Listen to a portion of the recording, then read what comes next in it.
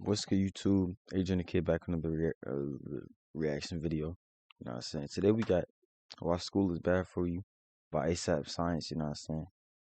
Look, hey, I'm gonna keep it a stack. I probably shouldn't even be here right now, bro. I got a concussion, so I'm just trying to like record these few videos and I'm going back to sleep, bro. So yeah, we got Why School's Not Bad for You. I've been saying this for the longest time. You know what I'm saying? So yeah, let's get it. This episode is sponsored by KiwiCo.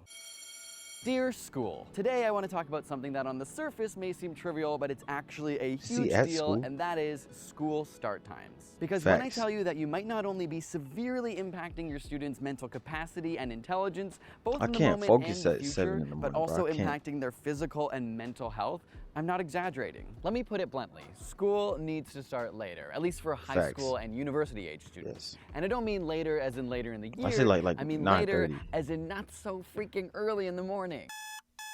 But to understand why, we first have to understand sleep. Before a baby is even born, and up to around the first year of its life, infants spend much of their time in REM sleep, otherwise known as rapid eye movement. This is a stage we dream in, and it's during this REM sleep that babies are building up huge amounts of neural networks and connections in their brain. But soon after this time period, there's a sharp decline in REM sleep and an exponential rise in deep non-REM sleep that continues to rise until around puberty. And this non-REM sleep is actually responsible for fine-tuning our brains. Instead of building up more and more neurons and connections, it actually prunes and makes the brain more efficient and effective. It's basically taking the mold that early life created and sculpting it based on your life experiences and interactions. And studies have shown that this non-REM sleep is linked to the development of critical thinking, reasoning, and cognitive skills. Now, some of you might be screaming, reasoning skills, critical thinking in teens? And you'd be right in noticing that teens aren't exactly known for these things. But ironically, the development of the brain during this non-REM increase happens. This dude got a fat nose. From back to front. Literally, the back of the brain, which manages visual and spatial perception, develops first, and this growth eventually makes its way to the front of the brain, or the frontal lobe last, which finally enables critical and rational His head looked like some broccoli. This is why it sometimes feels that kids' brains aren't exactly working or keeping up with the rest of their development. The thing is, when non-REM is minimized or removed, things can go really wrong. In studies of mice and cats deprived of sleep, the brain development is stopped. In fact, many psychiatric disorders like schizophrenia, bipolar, and major depression are considered disorders of abnormal development. Studies on schizophrenia in particular have shown that there is a 2 to 3-fold reduction in non-REM sleep in teenagers that suffer from it. To top it all off, teens actually need more sleep than their adult counterparts. So if they're not getting enough hours of sleep, then they aren't going to be getting the optimal amount of non-REM sleep. Why would you make us go to school at 7 in the morning? Now, I know what you're asking. How does this correlate to the time that school starts? I get to school at like 6 something, go to bed early like the rest of us and get a long enough sleep? 6:50. And if not, what time should school be starting at? Before we get to that answer, I want to quickly thank today's sponsor, KiwiCo. No word of a lie, KiwiCo is one of that does math through different ages through 8 different subscription lines. I, of course, love them all. Working up is that as kids move into puberty, their circadian rhythm completely shifts. Our circadian rhythm is the name given to our internal clock that controls your body's sleep-wake cycle. In other words, it helps define when you feel tired and want to sleep versus when you feel at your most alert.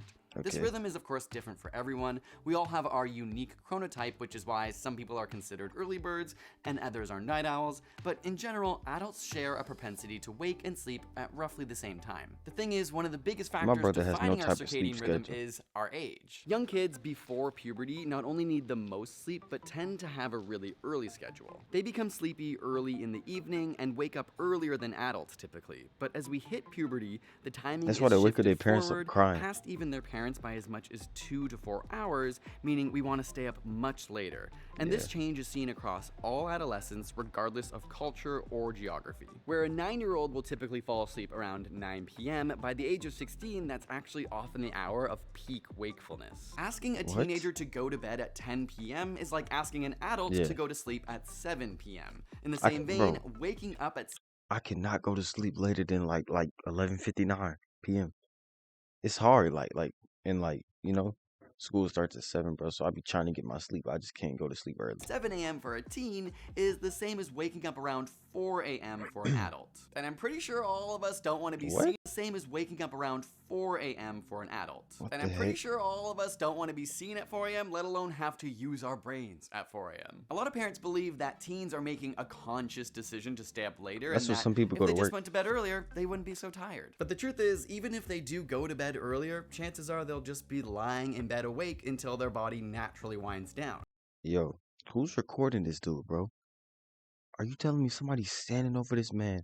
Or no, I don't even want to But know. not embracing this biological timing, on top of the fact that teens need more sleep to begin with, risks developmental brain abnormalities and mental illness, and we have experimental evidence to show it. Later start times increase class attendance, reduce behavioral and psychological problems, and decrease Facts. substance and alcohol abuse. Longer sleep is directly correlated to better grades in teens across the board and higher IQs. And studies on identical twins show that by the age of 10, the twin with the longer sleep pattern has superior intellectual abilities with more expansive vocabulary too. And schools that have tested later start times have seen a huge shift. A school in Minnesota that changed from a 7:25 a.m. Minnesota. start to 8:30 a.m. found that verbal I thought that was SAT a city, scores not a rose by state. over 150, while math SAT scores went up by over 50. And while we've talked about the importance of non-REM quality sleep in young adults, that's not to say REM sleep isn't also really important. Studies in the 1960s that deprived young adults of REM found that by the third day of extreme What? deprivation,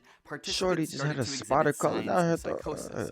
They were her anxious, nose. moody, and started to hallucinate and became paranoid. REM also becomes longer and more prominent in the later parts of your sleep, meaning if you cut your sleep short, you're disproportionately impacting the amount of REM you're getting. Life expectancy has also been shown to increase with later start times. So the number one cause of death in teens is road traffic accidents, which have been linked directly to sleep deprivation. When one county in Wyoming changed their start time from 7:25 a.m. to 8:55 a.m., they saw a 70% decrease in traffic accidents in the affected age group. We started So 7:20 why and do at circadian 1:40. rhythms stray so far in adolescence? The prevailing socio-evolutionary theory right now is that it allows teens and young adults to start gaining their independence from their parents, but in small increments. For several hours a day, kids can operate on their own or with their peer group away from adults, but it's not a full removal from parental supervision. During this stage, they get to practice becoming their own individual. The truth is, only a century ago in America, You know what school does? All school does is like it shows you how to be in jail, to be honest. You can't leave the class until this time. You gotta wait, you gotta raise your hand.